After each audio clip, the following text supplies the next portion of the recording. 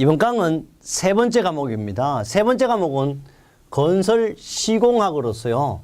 사실 건설 재료학이나 또는 다섯 번째 건설 안전기술이나 거의 동일한 내용이죠. 사실. 그래서 4과목, 3과목, 5과목은 비슷한 내용이라고 보시면 되겠고 이걸 가지고 우리는 건설안전공학이라고 이렇게 이야기할 수 있습니다.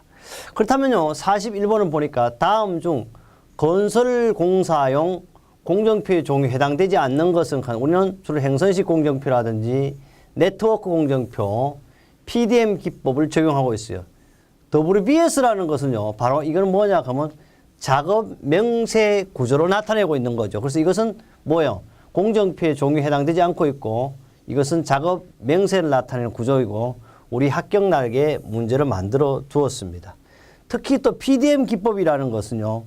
공정관리형 오버래핑 기법을 적용하여 응용한 것이 선후 작업 간의 오버랩 관계를 간단하게 표시하는 걸 가지고 우리는 PDM 기법이라고 합니다. 이걸 가지고 보충학습으로 다시 한번 만들어 보았습니다.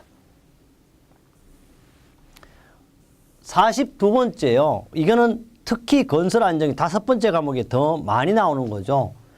표준 간입 시험에 63.5km 출을 76cm 높이에서 위에서 자유낙하 떨어뜨립니다. 샘플러가 일정 깊이까지 간입하는 데 소요되는 타격 횟수 N으로 표시하는데요. 그 깊이로 얼마냐면 30cm를 우리는 기준으로 하고 있습니다. 그래서 30cm를 기준으로 했을 때 바로 N우가 30에서 50 정도 밀실한 모래를 말하고 예를 든다면 5 이하는 아주 느슨한 거고요. 점토 집안일 경우에는 2에서 4는 무른 점토고 15에서 30은 상당히 단단한 점토로 나타낼 수 있습니다. 이렇게 해서 우리는 표준 간입 시험 장치를 그림으로도 나타내어 줬고요.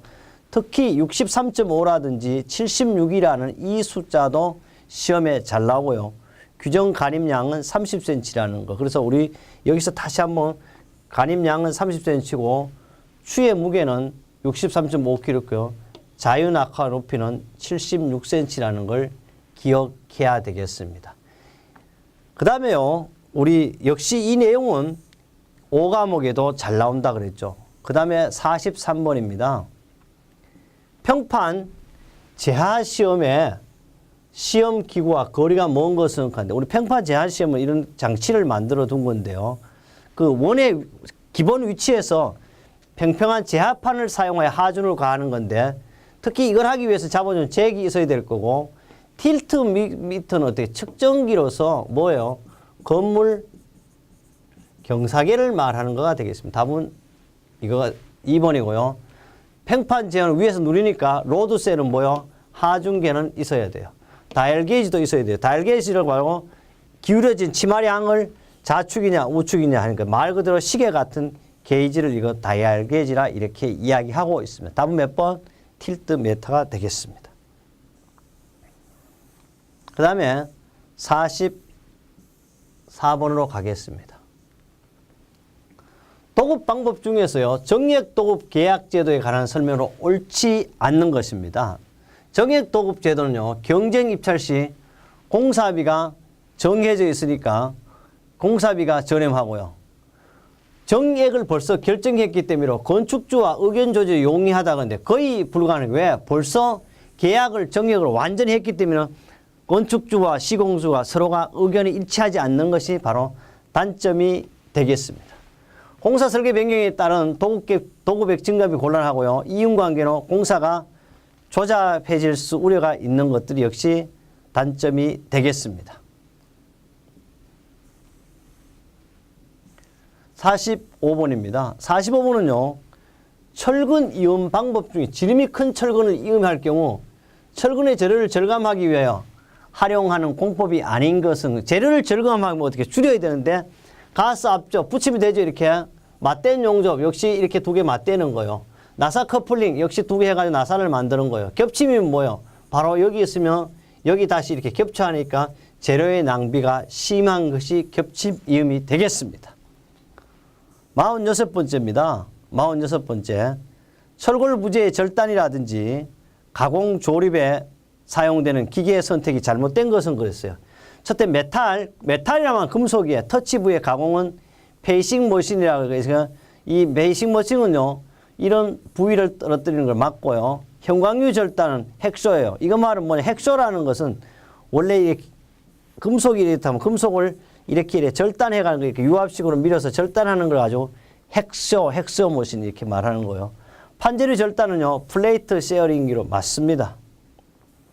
그 다음에 볼트 접합 구멍 가공은요 로타리 플레이트가 아니고 구멍 뚫는 걸 뭐요? 드릴 머신을 하고 있어서 로타리 플레이는 일종의 평면 가공하는 기기가 되겠습니다. 로타리 플레이는 평면을 가공하는 기계고 이거는 주로 있잖아요. 그 상당히 엄청난 철판 같은 걸 이렇게 평면을 커터로 이렇게 가공해 나갑니다. 이렇게 하는 걸 로타리 플레이트예요. 볼트 접합 구멍은 뭘 한다? 바로 드릴 구멍을 하고 있습니다. 47번째인데요. 건물의 철근 조립 순서입니다. 건물의 철근 조립 순서와 뭐요? 철근 조립 순서와 철골 조립 순서가 있어요. 우선 철골 조립 순서는 뭐예요? 철근이든지 철골인데요. 기초는 무조건 처음에 우선적으로 하죠. 그 다음에 뭐 해야 돼요? 기둥까지도 다 맞아요. 여기까지. 그 다음에 철근일 때는 뭘 해야 되냐 하면 반드시 기둥을 했으면 벽이에요. 이까지 다 맞네요. 벽까지. 그럼 이거는 벌써 틀렸어요. 벽을 한 다음에 뭐 해야 되냐? 그 다음에 보가 있어야 되는데요. 벽을 한 다음에 이제 볼을 찾습니다. 요거네요. 볼을 찾고 그 다음에 슬라브 마지막 계단. 이것이 바로 철근의 조립 순서가 되겠고요. 철골은요. 기초 기둥보 벽과 보가 이제 바뀌어야 돼서 요것만 바꾸면 되는 거죠. 꼭 알아둘 것은 철근은 기초 기둥 벽보고요. 철골은 기초 기둥 보벽이라는 것만 기억하면 되겠습니다. 48번째입니다. 콘크리트를 타설로 콘크리트 소요 강도를 단기간에 빨리 최대 빨리 하기 우리는 빨리빨리잖아요. 확보하기 위하여 고온 높은 온도 높은 압력에 양생하는 거 뭐요? 자동으로 하는 거 지금. 그래가지고 우리는 오토클레이브 양생이죠. 이거는 바로 오토클레이브가 다른 말로 고압 증기 양생이에요. 그러니까 하이 프레셔 스팀 러닝이죠. 그러니까 압력 용기 오토클레이브 가마에서 그냥 갑자기 양생해가지고 엄청난 압축 강도를 단기간에 높이고자 하는 것이 바로 오토클레이브 양생이 되겠습니다. 49번째입니다. 토공사와 관련된 용어에 관한 설명을 옳지 않는 것은 간극비예요. 흑어 간극 부분과 중량 흡입자의 중량비라고 하는데 벌써 틀렸죠. 이거 벌써 공식으로서 한번 가서 보겠습니다. 공식 가서 우리는 이걸 볼 거고요. 겔타임 또는 젤타임이라고 그래요. 이거는 약액을 혼합한 후 시간에 경과하여 유동성을 상실하게 되기까지요. 시간을 가지고 겔 또는 젤타임이라 이렇게 이야기합니다. 그래서 동결심도는요. 지표면에서 지하 동결선까지 길이를 나타내고 있습니다. 그 다음에 수동활동면이라는 것은 바로 수동투합에 의한 파괴, 선단, 토체의 활동면을 말하고 간극비는 토립자의 용적분의 간극의 용적 곱하기 병인데 바로 이거예요. 토립자라는 것은 공기와 물과 흑입자를 말하는데 다시 이걸 가지고 흑이라고 그럴 수도 있고 토립자라 이렇게 하고 간극은 봐요. 간극의 용적 물과 공기 용적 곱하기 100을 하니까 바로 간극비가 되겠습니다. 요 놈은요. 공식만으로도 출제가 잘 되는 문제가 되겠습니다. 50번입니다. 중용열 포틀랜드 시멘트의 특성이 아닌 것은 블리딩 현상이 크게 나타난다. 블리딩 현상이 잘 나타나지 않게 하기 위해 쓰는 것이 바로 중용열 포틀랜드 시멘트입니다. 장기 강도 및 내화학성의 확보 유리하고 모르타르의 공급 충전 효과가 크고 내침식 내구성도 큰 것이 바로 중용열 포틀랜드 시멘트. 그리고 특히 이 매스 콘크리트용으로 많이 사용돼. 바로 이건 중용열은 방사성 차폐형으로 적합하다. 이것만으로도 시험에 잘 나오고 있습니다. 그래서 원료 중에서 알루미늄과 석회, 마그네시아 양은 적게 하고 실리카와 산화철을 많이 해서 수화열도 적게 하게 되겠습니다. 이건 화학 저항성이 크고 내산성이 매우 우수합니다. 51번 보겠습니다. 51번은 철골공사의 농막이칠에 관한 설명. 이 문제도 잘 나오는 문제죠. 매우. 첫째, 초음파 탐상 검사에 지장을 미치는 범위는 농막이칠을 하지 않는다. 당연하죠. 초음파를 해야 되는데 페인트를 칠해놓으니까 초음파가 검출이 불가능합니다. 둘째, 바탕 만들기 한 강제 표면은 녹이 생기기 쉽기 때문에 즉시 농막이칠을 하여야 하고요. 셋째, 콘크리트에 묻히는 부분에는 농막이칠을 하여야 한다는데 콘크리트 묻히는 부분 농막칠하면 어떻게 해? 콘크리트 접착도 안 되고 접합도 안 돼. 하면 안 된다. 그러니까 답이 벌써 3번 나왔습니다.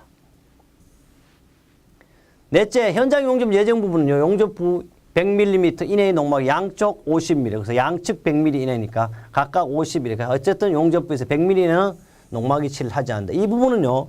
특히 농막 이치를 하지 않는 부분, 매립되는 콘크리트 매립되는 부분, 매립되는 부분 한다 그러는데 이게 틀렸죠.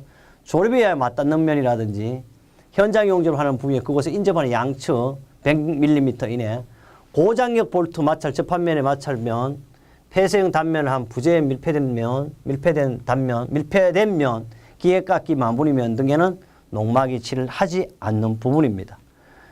이것은요 우리 산업기사에 나오는 것이 아니고 기사에도 자주 출제되고 있습니다. 52번입니다. 토공사에서 발생하는 히빙 파괴 방지 대책으로 거리가 먼 것은 히빙은요 사질토가 아니고 모래땅, 연약 점성토 지반에서 발생하죠. 흙막이 근입 깊이를 어떻게 늘려야 되겠죠. 터파기 밑면 아래 지반을 개량하고요. 지하 수위를 저하시키면 안 되죠. 이게 틀렸죠. 아일랜드 컷 공법을 저희가 중량을 부여해야 됩니다. 그래서 히빙은 특히 기초 파괴면 바닥 밑으로 부풀어 오르는 현상인데 히빙이라 그러는데 이거는 뭐 강성이 높은 강렬한 흙막이 배 끝을 양질 지반 속까지 깊게 하거나 이것이 가장 어떻게 완벽한 안전 대책이 되겠죠. 지포면에 상재 하중을 제거한다 그런데 상재 하중을 제거한다 그런데 이걸 가지고 상재 하중을 증가시킨다 이렇게 가도 많이 나오고 특히 흙박이 벽 재료를 강도가 높은 것을 사용하여 버팀대의 수를 어떻게 줄일 것이 아니요 역시 증가하는 방법이 되겠습니다. 그 다음에요 53번입니다. 53번은 단가 벌써 가격이 정해져서 단가 동급 계약 제도에 관한 설명 옳지 않는 거예요. 이거는 시급한 공사일 거 계약을 간단히 할 수 있어요. 단가가 정해졌으니까. 둘째, 설계 변경으로 인한 수량 증가면 계산이 어렵고 일식도 복잡한 단가가 예를 들어 A, B, C가 벌써 결정했는데 어려울 필요가 없죠. 이거는 잘못된 설계 변경 수량 증가면 계산이 쉽고 일식도보다 간단한 거죠. 이놈이 틀렸어요. 공사비가 높아질 염려가 있어요. 또 총공사비가 하나하나 예측하기 어려운 것들이 바로 단점이 되겠습니다. 이거에 뭐 단가도급의 특징, 장점, 단점을 만들어 놓았습니다. 54번입니다. 슬럼프 저하 등 워커빌리티 변화가 생기기 쉬우며 동일 슬럼프를 얻기 위한 단위 수량이 많아 콜트 조인트가 생기는 문제점을 갖고 있는 콘크리트가 뭐로 바로 이게 서중 콘크리트 나타내고 있죠. 이 서중 콘크리트는요. 고온에는 시멘트를 사용할 수 없어요. 골재한 물은 저온의 것을 사용하고 거푸짐 사용하기 전에 충분히 적셔야 돼요. 특히 콘크리트 타설 시 온도가 30도 CR하는 알아두고요. 또 혼합과 타설의 모든 작업은 1시간 이내에 완료해야 돼요. 이게 바로 서중에 잘 나오는 거예요. 30도 C와 1시간 이내를 꼭 알아둬야 되겠습니다. 55번입니다. 철근 콘크리트 공사에서 콘크리트 타설 후 거푸집 조치기간을 가장 길게 해야 할 부재는 이거는 볼 필요 없죠. 슬라브나 슬라브 밑이죠. 뭐 이거는 볼 필요 없고 그래서 압축 강도를 시험하지 않는 거푸집 해체 시기를 해놨지만 사실 이거는 뭐예요? 바로 슬라브 밑이나 보험인의 아치는요. 단층 구조일 때는 14메가파스칼 이상이 돼야 돼요. 그러니까 상당히 오랜 기간을 기다려야 된다는 거. 이것은 우리 2016년 3월 6일 산업기사에 나왔지만 2017년 5월 7일 날은 어때요?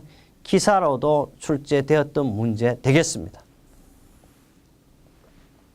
56번입니다. 거푸짐 박리재 시공 시 유의사항은 옳지 않는 것입니다. 첫째, 박리재가 철근에 묻어도 부착 강도 영향이 없으므로 충분히 도포해야 한다. 충분히 도포하는 건 좋은데 뭐 철근에 묻으면 되나 안 돼? 안 돼. 반드시 깨끗이 청소해야 합니다. 틀렸고요. 박리재의 도표지는 거푸짐 면허 청소를 철저히 해야 되고 셋째, 콘크리트 색존에 영향이 없는지 확인하고 사용하고 콘크리트 타설 시 거푸짐의 온도라든지 탈형 시간을 반드시 준수해야 합니다. 역시 우리 교재 4-76쪽에 거푸짐에 사용되는 부속 재래 용리재, 박리재를 만들어 두었습니다. 내용을. 57번입니다. 요사의 문제죠. 사실 층간소음 문제가 아니고 공사할 때부터 문제예요. 공사 현장의 소음과 진동 관리를 위한 내용 중 옳지 않는 것은 그래요. 첫째, 일정 면적 이상의 건축 공사, 특정 공사 사전 신고를 해야 되죠. 또 방음벽 등 차음 방지세 설치해야 되고요. 파일 공사는 가능한 타격 공법을 한다. 타격하면 꽝꽝꽝꽝 한다 그래. 이러면 안 되죠. 가급적 압입 공법을 써야 된다. 틀렸어요. 해체 공사 시 압세 공법을 채택하고요. 58번 보겠습니다. 말뚝의 이음 공법 중 강성이 가장 우수한, 이건 볼 필요 없죠. 뭐 용접하는 게 가장 우수합니다. 사람도 마찬가지죠. 혹시 뭐 이렇게 사람이 뼈가 부러졌다 이럴 때 어떻게 합니까? 붙인 부분은 어떠한 경우 부러지지 않습니다. 용접도 마찬가지입니다. 특히 이 부분을 용접해서 절대 이 부분은 부러지지 않죠. 이 외 부분이 부러지죠. 바로 가장 강성이 우수한 것은 용접식 이음이 되겠습니다. 59번입니다. 이거 볼 필요가 없는 문제죠. 주문받은 건설업자가 대상기의 금융, 토지 조달, 설계 시공 등 기타 모든 요소를 포괄 또는 뭐야? 턴키 방식이죠. 이 턴키 도구는요. 사실 턴, 뭐요? 키잖아요. 그리고 키만 있으면 키만 돌리면 다 된다. 실제 우리 공사가 이런 게 많죠. 되게 작은 것도 뭐 일식 단가는 이래 하지만 턴키 도구를 작은 게 많이 들면 알아서 다 해준다. 그래서 키만 돌리면 가는 거죠. 그래서 이 턴키 도구는 모든 요소 포괄 도급 계약하는 방식이 되겠습니다. 60번입니다. 이것도 역시 5과목에도 4과목에도 많이 나오는 거죠. 거푸집 공사에서 거푸집 상호 간의 간격을 유지하는 것으로 보통 철근제, 파이프제로 사용하는 걸 뭐라고 이게 세퍼레이트 또는 이걸 가지고 격리제라고 이렇게 이야기하고 있습니다. 그래서 여기 보면 격리제는요, 거푸집 상호 간의 간격을 유지, 측벽 두께를 유지하기 위한 거. 방리제는 중류, 석유, 동식물질, 아마이늄, 파라핀, 앞에도 했지만 합성수지 등을 콘크리트와 거푸집, 방리를 용이하게 하는 거고. 캠버는 처짐을 고려하여 보나 슬라브의 중앙부를 방정이 300에서 500L 정도 치켜 올림, 높이 조절용 세기를 가지고 캠버 또는 챔버라고 이렇게 하고 있습니다. 우리 이렇게 했어요. 건설 안전 산업기사 2018년 3월 4일 1회에 세 번째 과목을 마무리했습니다. 다음에는 뭐요? 네 번째 과목입니다. 건설 재료학에서 100점 중에 100점으로 여러분과 함께 하겠습니다.